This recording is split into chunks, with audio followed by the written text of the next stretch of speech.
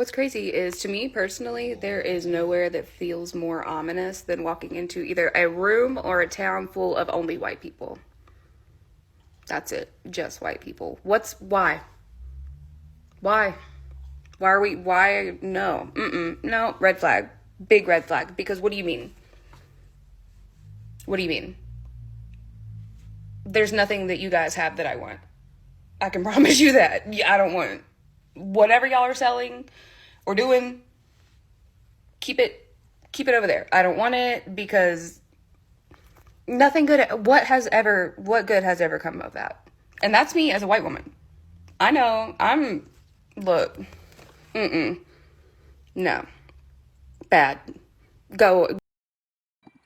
Nothing is worse than a person that's cosplaying, right? Or a person that is being inauthentic to me. And so let me say this, right? Because a lot of people like to get mad at Trump, for example. I'm going to use this as an example because it's the easiest thing to use to illustrate my point.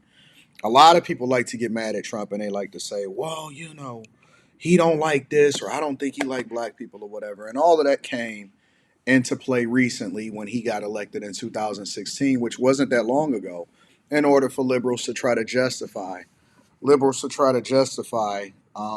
not liking Republicans. So they created this campaign that basically targeted him and created the optics that he don't like black people when he been rocking with black people his entire life. He funded, I think, Jesse Jackson. He got help Nelson Mandela. Like it's a lot of things, right? We can just go on and on. Tyson loves him, all of that, right? And this is way before he ever ran for president. But all of a sudden, he didn't like black people. But here's the thing. Let's say hypothetically that he genuinely didn't like some of the things in the culture, and he said that. And let's say, for example, he was like, "Yo, your schools is messed up or whatever. You might as well try it my way." And let's say he didn't agree with you definitively, and he told you to your face he didn't agree with you on this particular issue. I'd rather deal with a person that's straight up with me and let me know where they stand as far as whether or not they really rocking with me on this particular issue than dealing with a person that plays in my face and pretend like we cool. And so what I'm starting to see more and more, especially during the 2024 election and now, is that there's a lot of fake white people. And I like to call them white apologists. White apologists are the worst of the worst. I can deal with a straight up racist that lets me know, hey, this is where I stand and this is why I don't like you. And we can keep our distance and at least I know where you stand, but I can't stand a white apologist. A white apologist is so miserable because they don't know where they exist in the space. They don't have any identity. And you see this a lot from liberal white women. I'm just going to keep it 100 with you. You see this from liberal white women. And so, first of all, you'll start to see it right here. There are signs of it. A lot of times they act like fairies. They pretend to be hipsters. They pretend to be, I'm going with the wind and all of this other type of stuff. And they were the first people to then break up their homes. And I'm gonna give you all of the signs, right? All of the identifying things. They are the first ones to break up their homes because, contrary to popular belief, people think that it was black women that started to walk away from their husbands first. It's not true. It was white women. White women pioneered all of the things, and I'm not talking about all white women, all right? So I don't want you to get offended, but liberal white women are the ones that pioneered feminism. They are the ones that gave you feminism, and then they recruited every other race of women, and then somehow they became a minority. They were able to designate themselves as a minority. And so what you'll start to see is they got the tattoos, the septum rings or the nose rings. They always have it, the bull nose ring, as you can see right here. Most of the time they have something around their neck. They go on old school. That's more of a 90s 2000 thing. And then, they do the overly done makeup. Sometimes you'll have them with different color hair. The extreme versions of them usually go with blue, purple, or green. Sometimes even pink, hot pink, and then they'll dabble in a little bit of orange. And then they always want to talk about how much they love black men. They always talk about how they love black men. And the black men fall for it hook, line, and sinker. Hey, I love you. I love this. I love that. And so, listen, I have never felt uncomfortable with a group of white people, only white people. I have never felt uncomfortable with just a group of black people or Asian people or Hispanic people or Mexican people or any other demographic of people. What I don't like is trash people, right? So that's why we separate black people from black culture, because black culture tends to be the things that we celebrate the most that's not best for us, or liberal culture, right?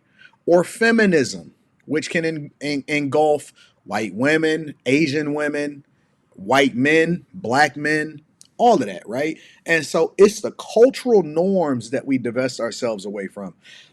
We got YNs that do some of the worst for the community, but they usually get the most visibility, and that is completely different, completely separate and different from black people. Black people are respectable. Black people pay their property taxes. Black people take care of business. Black people raise their children. They keep their households together. And more times than not, they are respectable citizens and they take care of business and they don't get themselves jammed up in some stuff that they don't like to. But black people also listen to rap music sometimes or whatever, right? They have their preferences.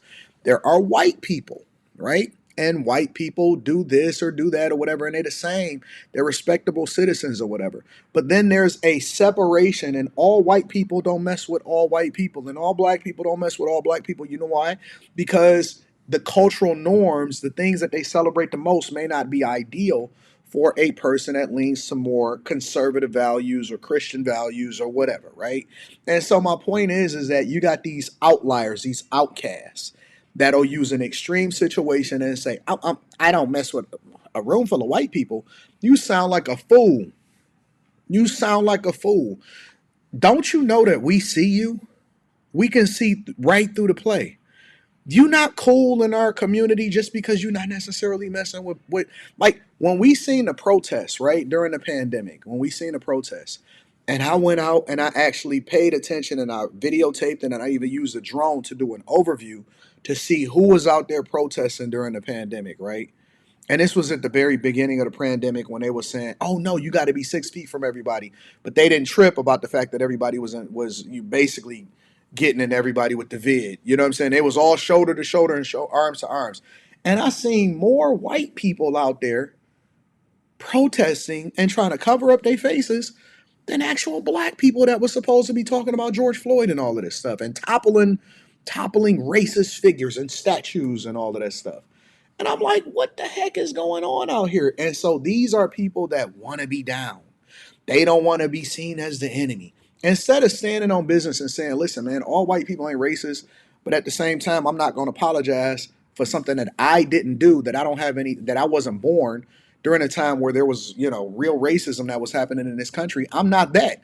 Instead of saying that, and just being a regular everyday person, they go all the way to the extreme and then they start using different talking points from the liberal left in order to justify the fact that they hate themselves and they want to be down so bad. They want to be down so bad. But let me tell you something. Black people that see you for who you really are, they not rocking with you either. And so when y'all go over here and you do this white apologist thing, we see you. We see how you so fake. We see how you pretending. We see how you playing the game, and it's not cute. It's not awesome. And I know that y'all think that, oh my God, I'm gonna do this, and that's gonna get me some motion, and that's gonna get me whatever it is in order to get visibility on these platforms, and it's not gonna work. It just doesn't work. I'm telling you. So these people are miserable, honestly. And I gave y'all some of the talking points and some of the clues. But if you want me to, I can break it down all the way to every single thing that they identify themselves as and why they look like fools online, in my opinion. But y'all let me know. I always like to link back to the content creator, regardless of whether I agree or not.